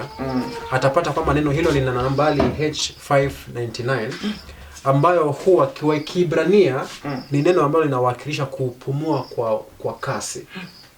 Kwa kwenye Kiebrania neno hasira inamaanisha kuhema kwa nini? Kwa haraka. Sawa. Sasa mtu anapohema kwenye haraka sio lazima ikakuwa ni nini? Ni hasira. Ndio. Mama ambaye anapoteza mtoto, anayeona mtoto akipotea kule, moyo wake unapodunda atakuwa na kuhema ambao kumefanya nini? Kumepanda, ndiposa aweze kuridhisha oxygen kwa mwili. Kwa hivyo kile kitendo cha kuhema kwenye haraka ndio kwenye Kiebrania wanaita hasira. Ile hali kwamba rapid breathing. Unaelewa sasa? Kwa hiyo sasa hicho kitendo inategemea na tukio halisi kwenye maisha ya mwanadamu. Kama ulikuwa umemkosea, ukiona anafanya huyu mtu akosea kwa na hasira.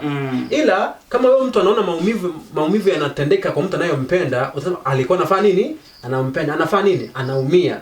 So Mwebrania yeye anaposema neno hasira linamaanisha kupumua kwa nini? Kwa kasi. Ila sisi kwenye maandiko tukaandikiwa nini? Hasira yake. Kwa hivyo Mungu, mimi nikimalizia ndipo nikuachie nafasi umalizie somo. Mungu kwa kifupi, hasira yake ni wakati ambapo anapitia maumivu, machungu ya moyo, anapolazimishwa kuheshimu uchaguzi wa mwanadamu ambaye ameamua kukana nafasi ya rehema na ulinzi wa Mungu. Basi Mungu aweze kutubariki. Nafasi ni yako. Mimi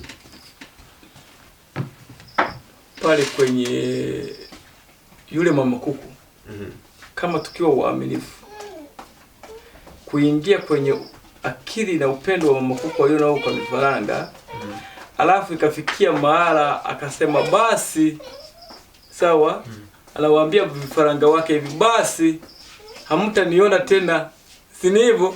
Hivi kweli anaongea akiwa katika hali gani?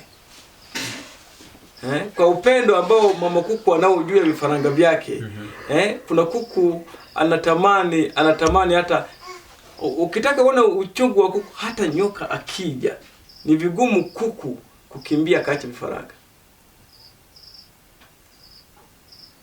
Kuku anaweza kujitahidi kupambana na mwewe hata naye mzidi mabavu wale igo wale, ili mradi tu alinde nini? Kifaranga. Lakini kama kifaranga wako wanaenda kwenye kuliwa, mama kuku anajitahidi kuwakumbatia, kuwazuia, wanashindikana, wanakataa, wanashindikana, wanaenda mahala hatari iko. Unafikiri mama kuku anakuwa kwenye hali gani mpaka kufikia mara kusema hivi, basi hamtaniona tena? Umeelewa hapo? Anaondoka. Yaani anaweza kuondoka akiwa katika hali gani? Yesu anajipicha katika hali hiyo hapo. Kwa ni rahisi kuelewa hali ambayo Kristo atakuwa nayo anapoondoka kutoka pale Yerusalemu, kuambia Wayahudi sio kwa furaha wala kwa hali ya chuki. Lazima iwe katika ile roho ya kuku, tumtafsiri katika ile roho ya mama kuku ambayo yeye mwenyewe ametumia kama kielelezo. Ni katika hali ya uchungu ambao ndio ule ambao Paulo ametuambia kwamba msikae na uchungu wenu mpaka jua kikachwa. Kwa hiyo mimi mpaka hapo pia naomba nisiwe na neno zaidi. Bwana akujalie msikilizaji wetu ambaye tumekuwa pamoja, unapoendelea kuyachukua ya maneno na kuyachuja na kuyatafakari, pima andiko kwa andiko, hoja kwa hoja, ikiwezekana hata kurudia tena, rudia, angalia, sikiliza, chuja, piga magoti, muombe Mungu. Haya mambo ni mepesi sana kuelewa, mepesi sana. Bwana aweze kukubariki. Amen. Unaweza kata video. Watu ndio wakalala.